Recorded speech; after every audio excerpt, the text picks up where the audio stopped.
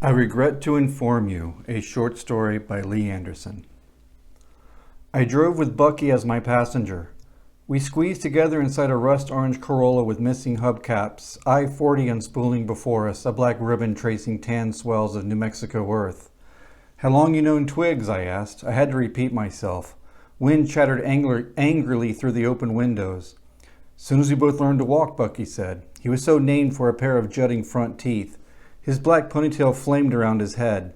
He wore a white t-shirt spotted with what resembled blood, though I could only assume it wasn't. Bucky wasn't that crazy, I didn't think. I'd met his tribe brother and our boss, Twigs, about a year ago when I first moved to Albuquerque. I managed catering at the downtown Hyatt.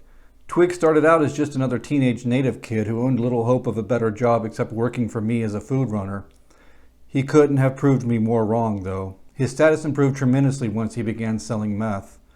Not long ago, I got fired for punching the hotel's manager because he stole my girlfriend. Now I needed money. Twigs agreed to let me work for him, but there was an admission fee. Drive Bucky out into the desert and shoot him. In the head. Bucky had knocked up Twigs' cousin and slapped her around.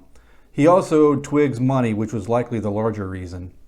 I'd never killed anyone before, but it seemed inevitable that I would. A childhood of beatings, 4 divorces, and a gambling addiction had left me with plenty of murder in my heart. I also had a daughter I adored whose mother had turned her against me. Wouldn't even come to the phone when I called. My own daughter. So yeah, I actually couldn't wait to kill someone. Besides, Bucky was a scumbag and everyone knew it. He enjoyed beating women. You both grew up together on the reservation, I asked? Jericalia, right? Hoppy. Twigs ever tell anything about me? Nothing bad. I appreciate your lying. Lying?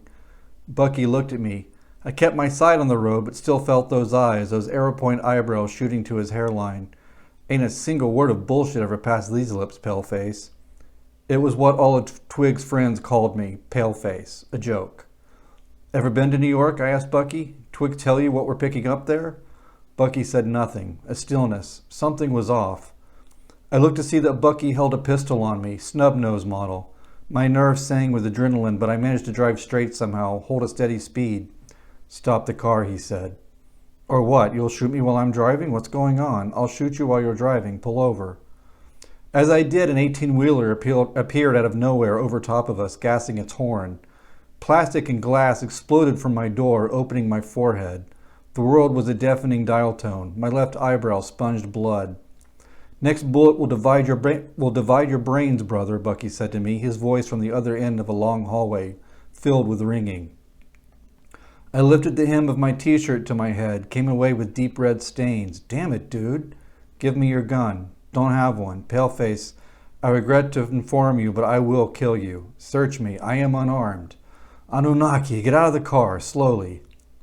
I opened my door, stood out, hands up. He got out on his side, keeping the pistol on me. You're going to kill me? You sure? I asked him. Away from the road, this side, walk. I lifted my shirt over my head until the collar caught my temples, making like a pharaoh hat. I pulled my arms free from the sleeves and started walking. Not down the road, idiot, he hissed. The desert. I turned, then maneuvered us through organ pipe cacti and desert sage. Fine sand flooded my sneakers. The landscape darkened from the coming dusk, shadows swelling beneath distant cliffs. I spotted movement on the nearest shelf. Wolf, I said, and pointed at the animal, as if this might create a sudden bond between Bucky and me. Save my damn life. This was, of course, nonsense. Coyote, dumbass, quit turning around. Bucky tripped on uneven earth only for an instant, but it was all I needed. I took 2 large steps. There was a solid second when he could have pulled the trigger, striking me straight in the chest, but he hesitated, still off balance. I slapped the gun from his hand, fell to one knee, then snatched my own gun from its ankle holster. I held my weapon on him, squeezing the handle with both hands, cop style. Get on your knees, I told him. This is the absolute end, motherfucker. Bucky went to his knees. He raised a pair of trembling hands and stared at the ground. Please don't, no.